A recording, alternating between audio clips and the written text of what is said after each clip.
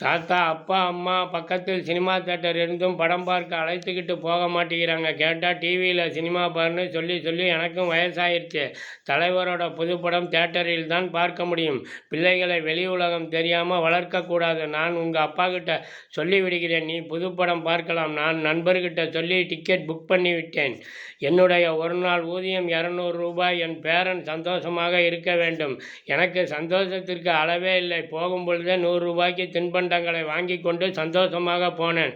Theatre முன்பு பரிசோதனை. தின்பண்டங்களுக்கு தடை. உள்ளே எடுத்து போகக்கூடாது என்றார்கள். சோதனை மேல் சோதனை. போதுமடா சாமி என்று நம் ஹீரோவோட படம் பார்க்க சந்தோஷத்தில் உள்ளே போய் படம் பார்த்துவிட்டு இடைவேளையில் தின்பண்டங்கள் வாங்க வந்தேன்.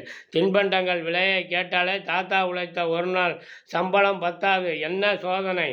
தியேட்டரில் நேரில் படம் வந்து நடிகர்கள் பார்க்கிறார்கள். நடப்பதையும் நடக்காததையும் நினைப்பதையும் நினைக்காததையும் கனவில் கூட நினைத்து பார்க்காததையும் கதைகளை படமாக்கி நம்மை பார்க்க வைத்து படத்திற்கு பல 100 கோடிகள் வருமானம். நடிப்புக்கு ஊதியம் பல கோடிகள் பெறுகிறார்கள். ஹீரோக்கள் படத்தில் மட்டும்தான் ஹீரோக்களாக இருக்கிறார்கள். சினிமா தியேட்டர் டிக்கெட் விலை சட்டம் நிர்ணயம் செய்தது போல் வறுமை, ஏழை, நடுத்தர மக்கள் படம் பார்க்க வந்தால் தின்பண்டங்கள் எடுத்து வந்தால் உள்ளே அனுமதிக்குமாறு சட்டங்கள் வர வேண்டும்.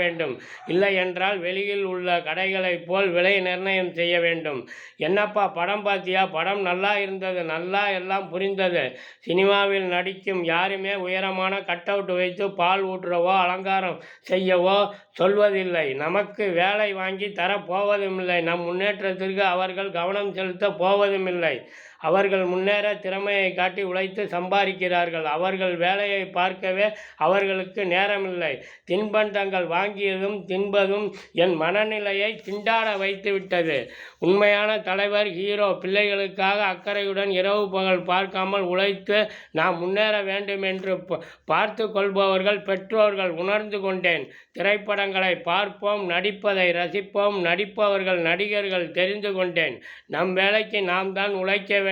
நடிகர்களிடம் கற்றுக்கொண்டேன். நன்றி.